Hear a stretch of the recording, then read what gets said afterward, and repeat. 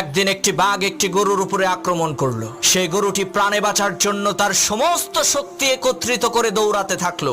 দৌড়ানোর এক পর্যায়ে গরুটি একটি পুকুরের মধ্যে লাফ দিল।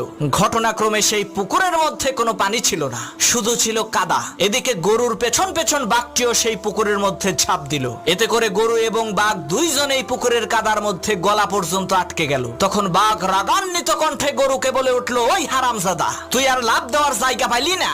তুই ডাঙ্গায় থাকলে তোকে না হয় একটু মজা করে খাইতাম, কিন্তু এখন তো তুইও মরবি, আমাকেও মারবি। তখন গরু বলল, বাঘ ভাই, তোমার কি কোনো মালিক আছে নাকি? তখন বাঘ বলল, আরে আহাম্মক, আমি হচ্ছি বনের রাজা, আমার মালিক হবে কে? তখন গরু বলল, বাঘ ভাই শোনো, তোমার মালিক না থাকলেও আমার কিন্তু মালিক আছে।